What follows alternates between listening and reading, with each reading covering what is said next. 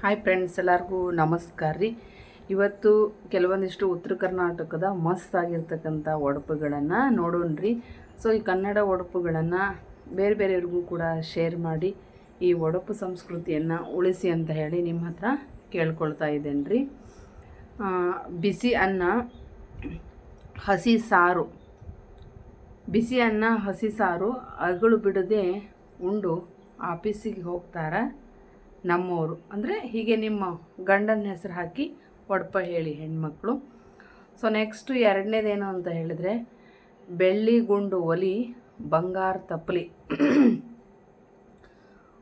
ಊದಿನ ಕಡ್ಡಿ ಉರಿ ಮಾಡಿ ಸೇವಂತಿಗೆ ಸಾರು ಕಾಸಿದ್ರೆ ಮೂಸ್ಗೋತ ಹಾಸು ಹೊಯ್ತಾರ ನಮ್ಮವರು.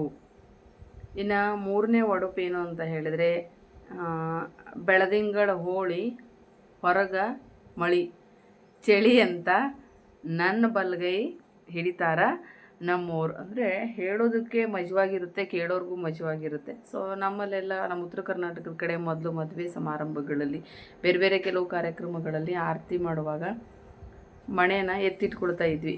ಅತ್ತಿ ಆಗೋರಿಗೆ, ಚಿಕ್ಕಮ್ಮ ಆಗೋರಿಗೆ ಒಡಪನ್ನು ಹೇಳಿ ಹೆಸರು ಹೇಳಿ ಗಂಡಂದ ಅಂತ ಹೇಳಿ. ಸೊ ಹಾಗೆ ನಾಲ್ಕನೇ ಒಡಪು ಏನು ಅಂತ ಹೇಳಿದರೆ, ಬೆಳ್ಳಿ ಹಗ್ಗ ಬಂಗಾರ ತೊಟ್ಟಿಲು, ಚಿನ್ನದಂಥ ಕೂಸಿನ ಕೂಡ ಚಕ್ಕಂದ ಆಡ್ತಾರ ನಮ್ಮವರು. ಅಂದರೆ ಪ್ರತಿ ಕೊನೆ ಒಡಪಿನ ಸಾಲಿನ ಕೊನೆಗೆ ನಮ್ಮವರು ಇದ್ದಲ್ಲಿ ನೀವೇನು ಮಾಡಿರಿ ಅಂತ ಹೇಳಿದ್ರೆ ನಿಮ್ಮ ಗಂಡನ ಹೆಸರನ್ನು ಸೇರಿಸ್ಕೊಳ್ರಿ.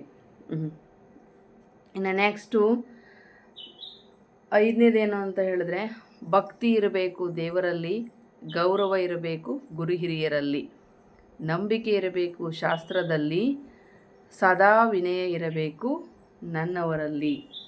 ಇನ್ನು ನೆಕ್ಸ್ಟು ಆರನೇ ಒಡಪು ಏನು ಅಂತ ಹೇಳಿದ್ರೆ, ಭ್ರಮರಗಳಿಗೆ ಆನಂದ ಹೂವಿನ ಮಕರಂದ, ನಮ್ಮವರಿಗೆ ಒಪ್ಪುವುದು ಹಣೆಗೆ ಶ್ರೀಗಂಧ. ನೆಕ್ಸ್ಟು ಏಳನೇ ಒಡಪು ಯಾವುದು ಅಂತ ಹೇಳಿದರೆ, ಭಕ್ತರು ಮಾಡುವುದು ದೇವರ ಧ್ಯಾನ, ಅತಿಥಿಗಳು ಬಂದಾಗ ಮಾಡುವುದು ಸನ್ಮಾನ, ನಮ್ಮವರು ಸಿಟ್ಟಿಗೆದ್ದಾಗ ಪ್ರೇಮದಿಂದ ಮಾಡುವೇನ ಸಮಾಧಾನ.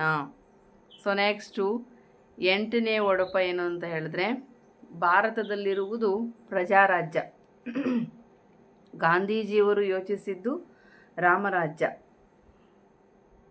ಸಾಧಕರು ಕೈಲಾಸಕ್ಕಾಗಿ ನಡೆಸುವುದು ಶಿವಸಾಯುಜ್ಯ, ಅಂದರೆ ಶಿವಪೂಜೆಯನ್ನು ಮಾಡೋದು, ನನ್ನ ಪತಿರಾಯರ ಪಾದ ಸೇವೆಯೇ ನನಗೆ ಅತಿ ಪೂಜ್ಯ.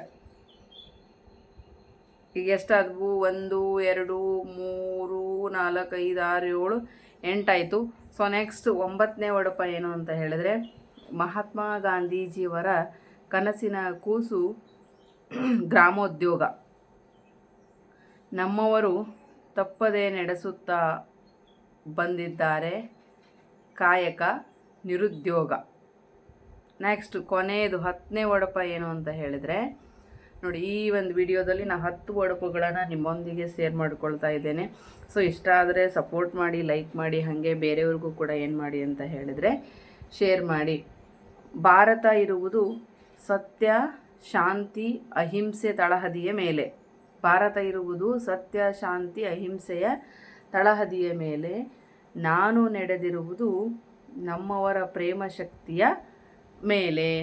ಸೊ ಎಲ್ಲರಿಗೂ ವಿಡಿಯೋ ನೋಡ್ತಿರೋರಿಗೆ, ಸಪೋರ್ಟ್ ಮಾಡ್ತಿರೋರಿಗೆ ಧನ್ಯವಾದಗಳು. ಹಾಗೆ ಹೊಸದಾಗಿ ನೋಡ್ತಾ ಇರೋರು ಯೂಟ್ಯೂಬಲ್ಲಿ ನಮ್ಮ ಚಾನಲನ್ನು ಸಬ್ಸ್ಕ್ರೈಬ್ ಮಾಡ್ಕೊಂಡು ನೋಡಿ, ಸಪೋರ್ಟ್ ಮಾಡಿ. ಫೇಸ್ಬುಕ್ಕಲ್ಲಿ ನೋಡ್ತಾ ಇರೋರು ನಮ್ಮ ಫೇಸ್ಬುಕ್ ಪೇಜನ್ನು ಫಾಲೋ ಮಾಡಿ, ಬೇರೆ ಹೆಣ್ಮಕ್ಳಿಗೂ ಅಥವಾ ಗಂಡ್ಮಕ್ಳಿಗೂ ಈ ವಿಡಿಯೋಗಳನ್ನು ಶೇರ್ ಮಾಡಿ ಅಂತ ಕೇಳ್ಕೊಳ್ತಾ ಇದ್ದೇನೆ. ಸೊ ಮತ್ತೊಮ್ಮೆ ಎಲ್ಲರಿಗೂ ಹೃದಯಪೂರ್ವಕ ಧನ್ಯವಾದಗಳು.